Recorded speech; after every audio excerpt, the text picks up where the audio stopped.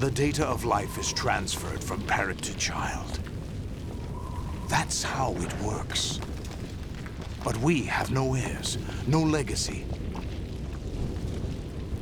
We brothers are called les enfants terribles. Cloned from our father, with the ability to reproduce conveniently engineered out. What is our legacy if we cannot pass the torch? Proof of our existence, a mark of some sort. When the torch is passed on from parent to child, it extends beyond DNA. Information is imparted as well. All I want is to be remembered by other people, by history. The Patriots are trying to protect their power, their own interests, by controlling the digital flow of information. I want my memory, my existence to remain. Unlike an intron of history, I will be remembered as an exon. That will be my legacy, my mark in history. But the Patriots would deny us even that. I will triumph over the Patriots and liberate us all, and we will become the Sons of Liberty!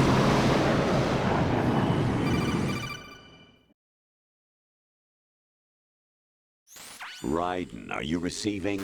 We're still here. How's that possible? The AI was destroyed. Only GW. Who are you? To begin with, we're not what you'd call human. Over the past 200 years, a kind of consciousness formed layer by layer in the crucible of the White House. It's not unlike the way life started in the oceans 4 billion years ago. The White House was our primordial soup, a base of evolution. We are formless. We are the very discipline and morality that Americans invoke so often. How can anyone hope to eliminate us? As long as this nation exists, so will we. Cut the crap! If you're immortal, why would you take away individual freedoms and censor the net? Jack, don't be silly. Don't you know that our plans have your interests, not ours, in mind? What? Jack, listen carefully, like a good boy.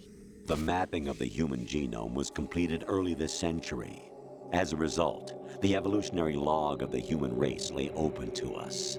We started with genetic engineering, and in the end, we succeeded in digitizing life itself. But there are things not covered by genetic information. What do you mean?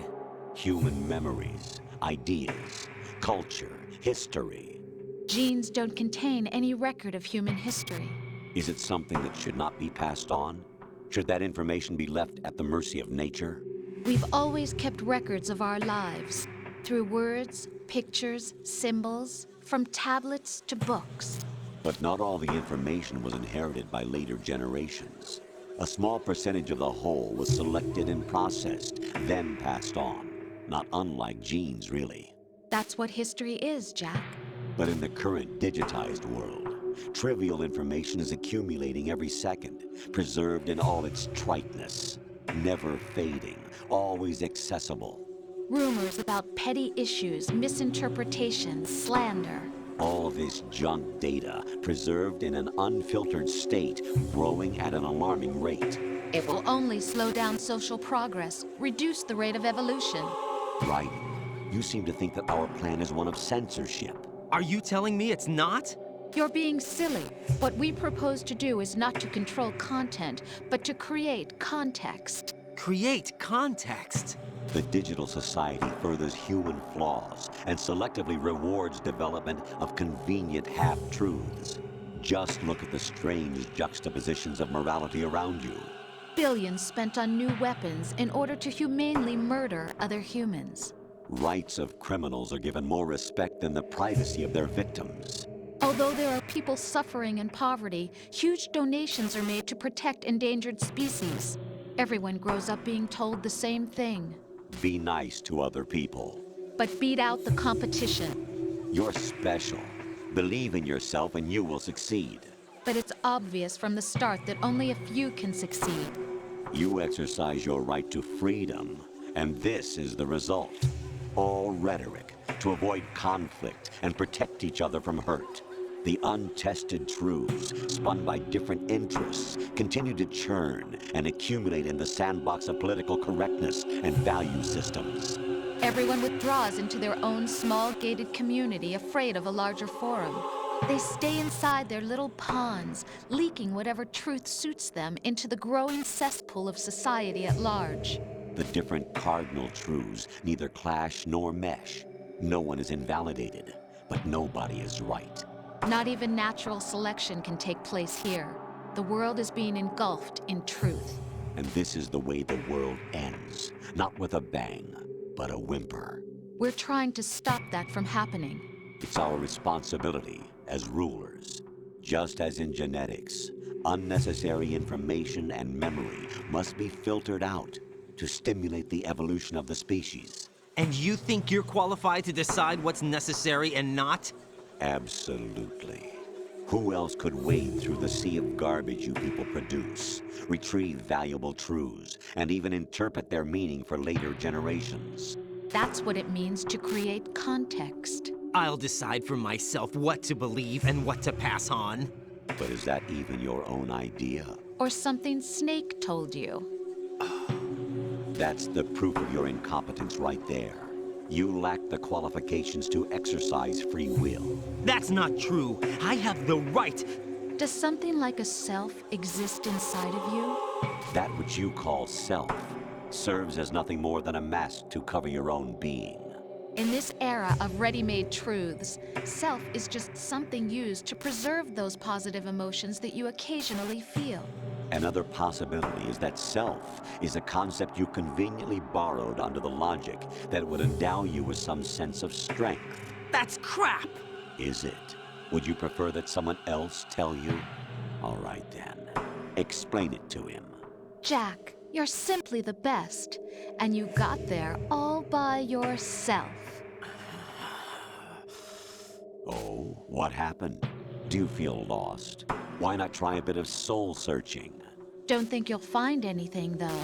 Ironic that although self is something that you yourself fashioned, every time something goes wrong, you turn around and place the blame on something else. It's not my fault. It's not your fault. In denial, you simply resort to looking for another, more convenient truth in order to make yourself feel better. Leaving behind in an instant the so-called truth you once embraced. Should someone like that be able to decide what is truth? Should someone like you even have the right to decide? You've done nothing but abuse your freedom. You don't deserve to be free. We're not the ones smothering the world. You are. The individual is supposed to be weak, but far from powerless. A single person has the potential to ruin the world. And the age of digitized communication has given even more power to the individual. Too much power for an immature species. Building a legacy involves figuring out what is wanted and what needs to be done for that goal. All this you used to struggle with. Now we think for you. We are your guardians, after all. You want to control human thought? Human behavior? Of course. Anything can be quantified nowadays. That's what this exercise was designed to prove. You fell in love with me just as you were meant to, after all. Isn't that right, Jack? Ocelot was not told the whole truth, to say the least.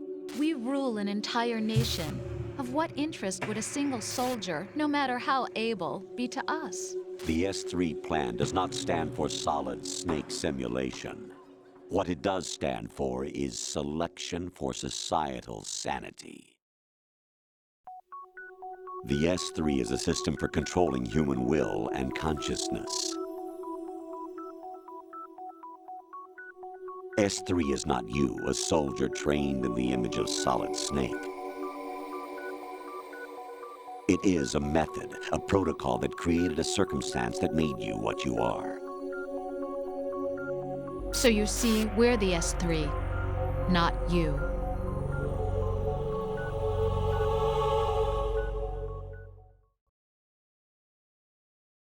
What you experienced was the final test of its effectiveness. That's crazy. You heard what President Johnson said. The Arsenal's GW system is the key to their supremacy. The objective of this exercise was to establish such a method. We used Shadow Moses as a paradigm for the exercise. I wonder if you would have preferred a fantasy setting. We chose that backdrop because of its extreme circumstances. It was an optimal test for S3's crisis management capacity. If the model could trigger, control, and solve this, it would be ready for any contingency. And now, we have our proof.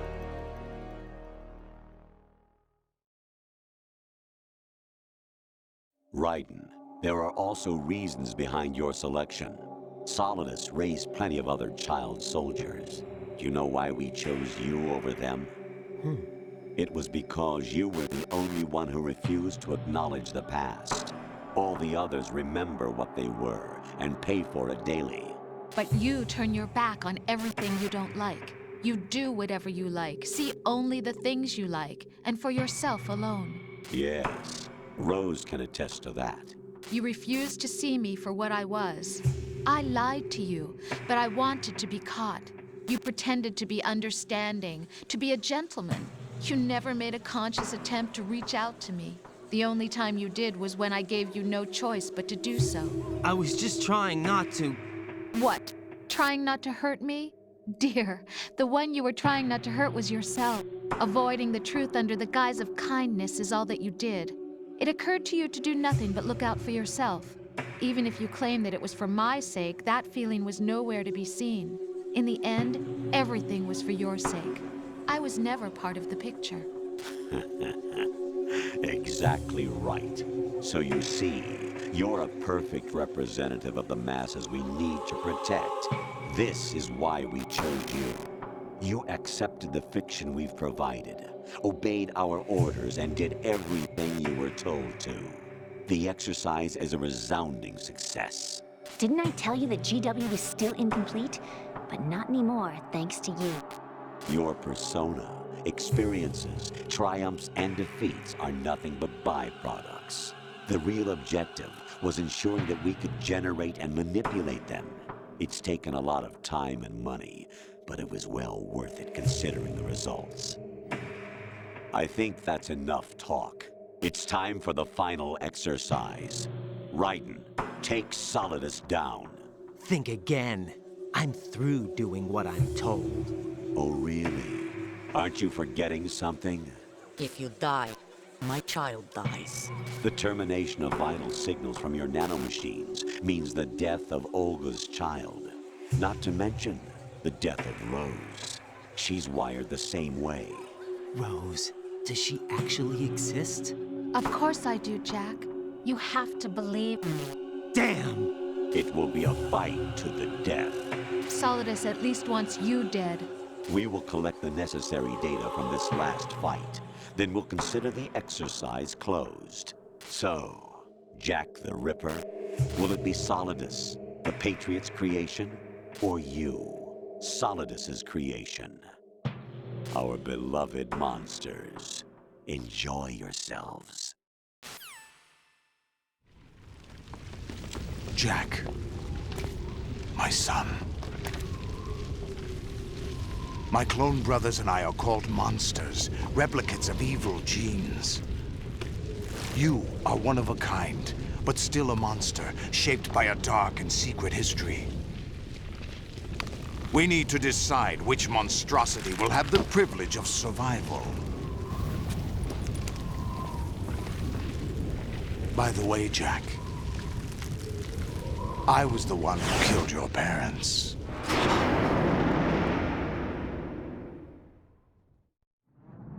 I claimed you for my own and raised you as a soldier in the army of the devil. I am your foster father and your worst enemy. Why? Because I needed to know whether we were really someone else's creation. We're repeating history, Jack. Liquid and Solid hunted down Big Boss, trying to sever the tie that bound them to him. Unless you kill me and face your past, Jack, you will never escape. You'll stay in the endless loop, your own double helix. It's time we were both free.